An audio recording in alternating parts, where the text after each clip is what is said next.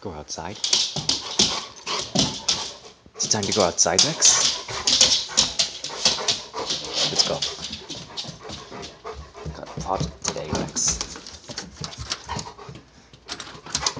Ready? Ready, Rex?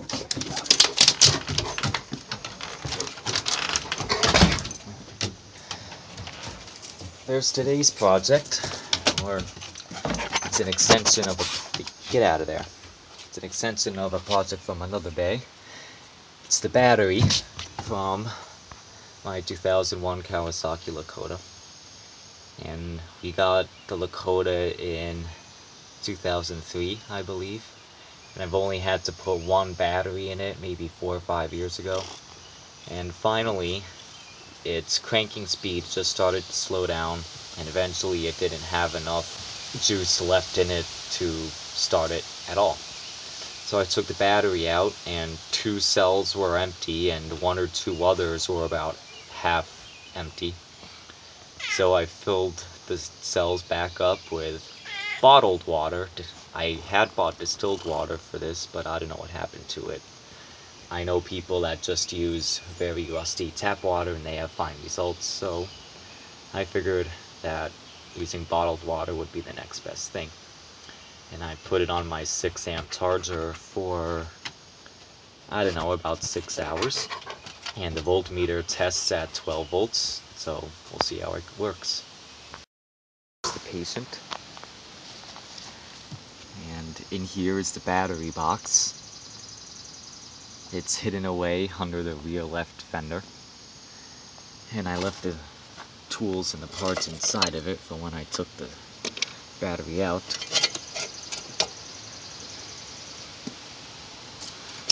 This thing is a monumental pain. Number one, to get the box and everything to line up properly in order to reassemble it, get all the bolts back in.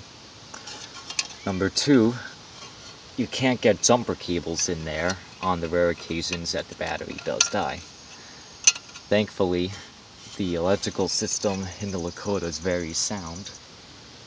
I really never have to jump start it. I left the key on once, but that was about it. Slide the battery in.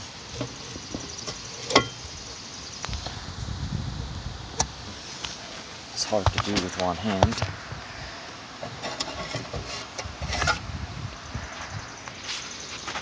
There we go.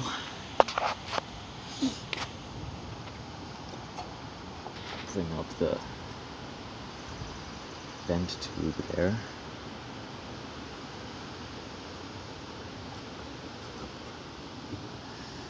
Next, I'll connect positive and negative. The Kawasaki got it in the house. Here it is. While you walk over to Lakota, in case anybody was wondering, Rex there is our dog. He's a black lab, and he just turned 6. And he still acts pretty much like the 4-month-old puppy that he was when he got him. Ooh, he found a ball. I didn't know you had a ball, Rex. I thought they were all gone. Alright, he loves playing ball. Ready?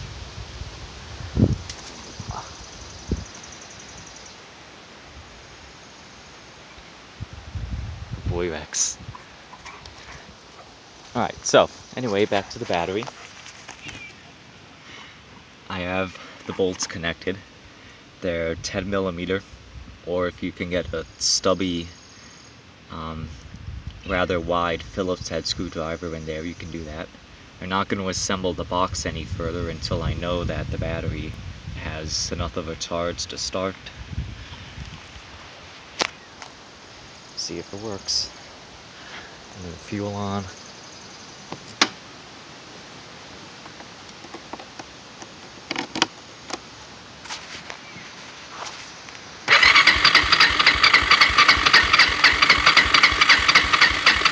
Oh yeah, it's cranking right over nice.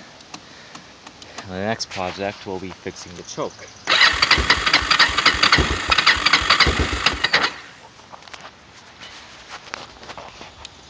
It's been very hot and it's been sitting in the sun, so I thought it would start sooner than this, but it hasn't ran in several weeks. Here we go.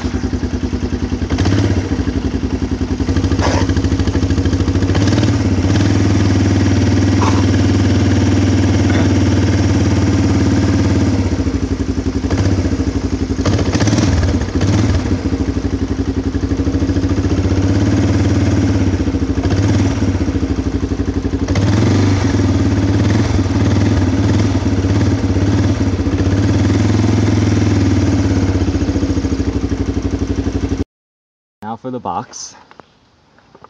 Plastic cover slips on top there. And this thing hooks back there, if I can get it.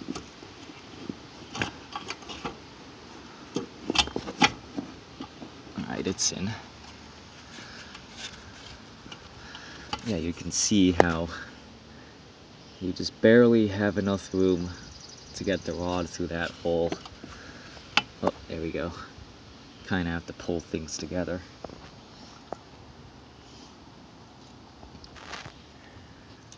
Next, this side panel goes on like this.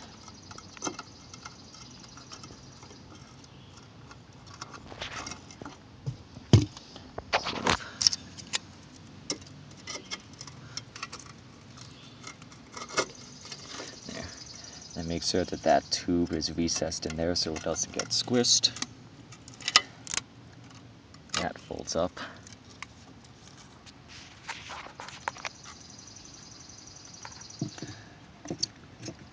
Take these bolts on.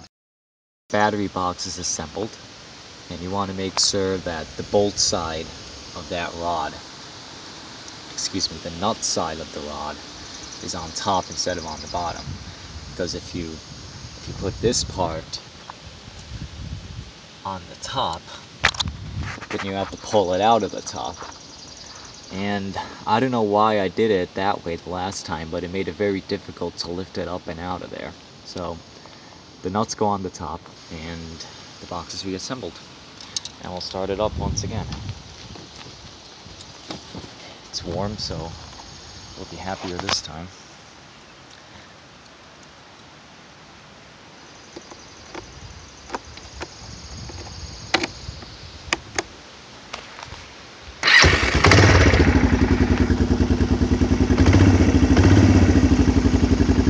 Here we go.